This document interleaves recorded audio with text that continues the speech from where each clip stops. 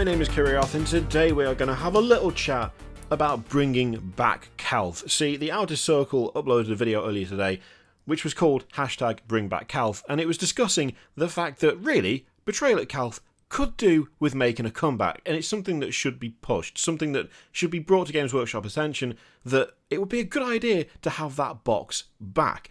Something that I completely and utterly agree with, by the way. Macca makes some really good points, and it's stuff that we've talked about before. The fact that there is no easy intro into the Horus Heresy is, well, it's kind of dumb, and it should really change. Now, I know what you're thinking. There'll be a few of you who are already typing, yeah, but I've had enough of Space Marine releases.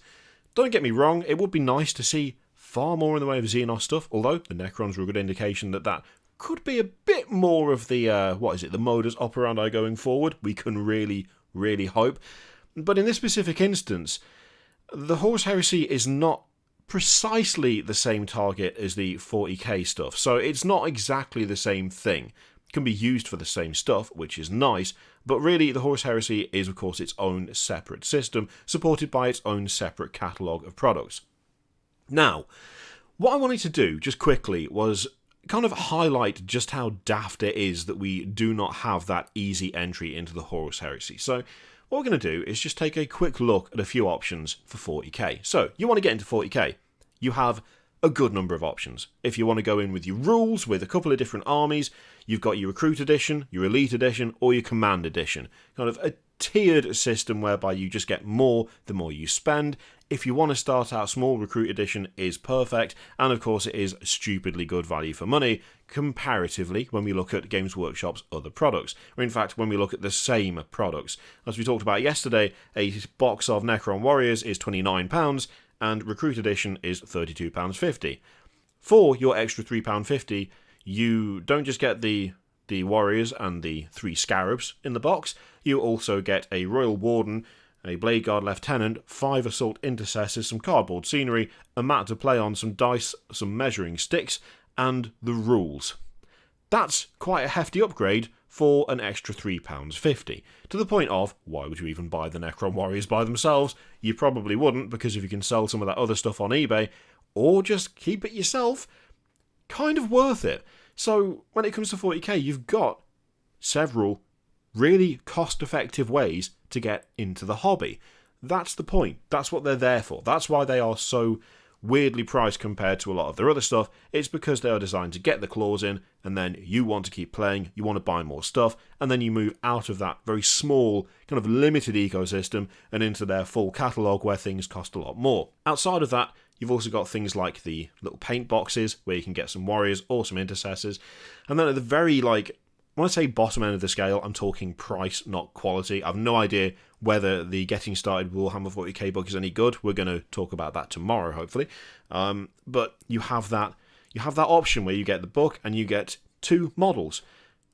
Quite a few ways to get in there. And if you don't want Necrons or Primaris and you want to just go it alone and go straight in with the free copy of the core rules and the faction that takes your liking the most, then you've got all of this. You've got 24 results for start collecting Warhammer 40k. It's not actually 24 because a few of these double up. So you'll have start collecting Chaos Space Marines, but you'll also have the collection, which is just exactly what you got before, but with a codex as well. So it's not actually 24 different options. It's fewer than that, but still, you're not struggling for choice here, are you? You've got a good number of ways into 40k as a hobby.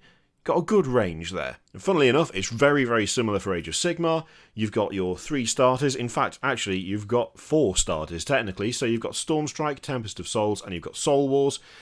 And again, exactly the same situation, whereby Stormstrike is super good value. When you look at how much Stormstrike is, £25 for the number of models in that box is way better than pretty much anything else Games Workshop does when you're talking about a comparative value to the rest of their catalogue.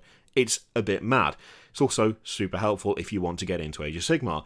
Again, we've got Tempest of Souls. There's also another option, which is lacking from the 40k side of things, where you can get Tempest of Souls and paint as well.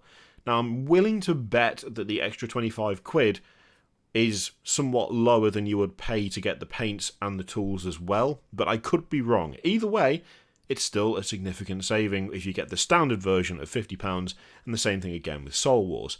Similarly, you've got a couple of paint boxes, And if you don't want Stormcast, you don't want Nighthaunt, you're willing to just grab the rules and a different faction entirely, well, funnily enough, we have Start Collecting as well. 28 results for this. I believe 3 of these are like army plus codex, so technically only 25, but still 25 is more than what 40k gets. So there's more options again in Age of Sigmar than there is in 40k for starting out. And once again, these all provide a significant discount than if you were buying them all separately. Now, for the ultimate comparison, how do you get into Horus Heresy? What box do you buy? You don't buy any box because there isn't one.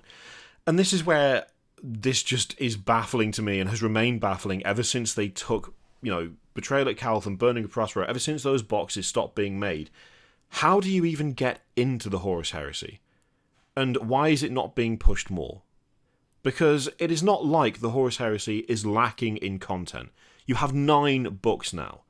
Book 9 is out. You are close to getting every single Primarch.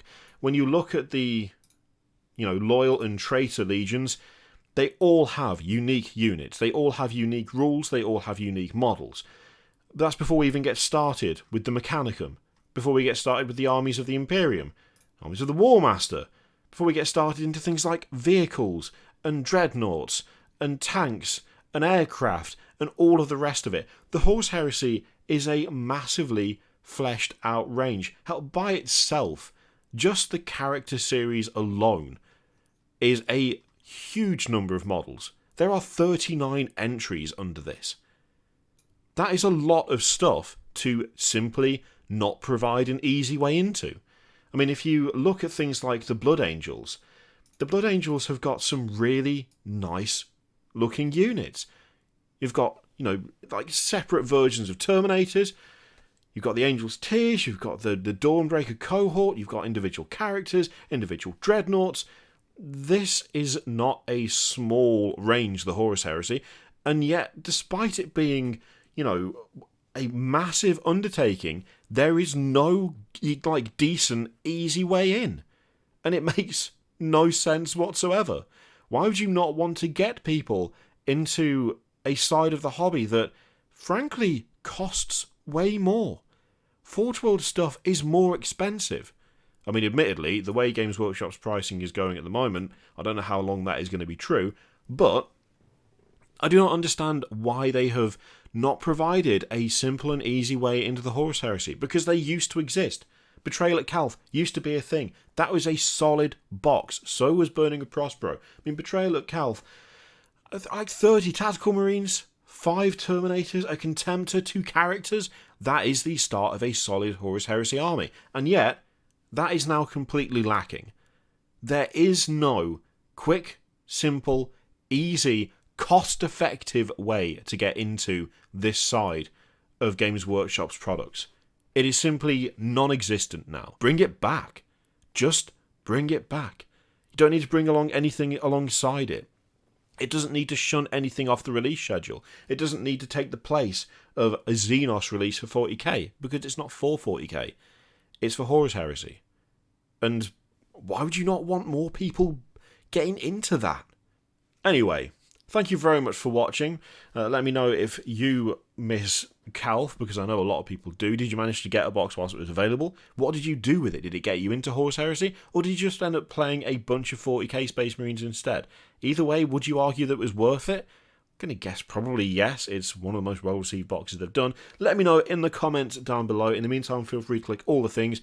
Patreon, video subscribe, all that stuff. Click it if you like. Don't click it if you don't want to. And as always, there's an affiliate link in the description for Element Games, which you can use to support the channel if you would like. I leave it entirely up to you. Thank you very much for watching. I'll see you next time.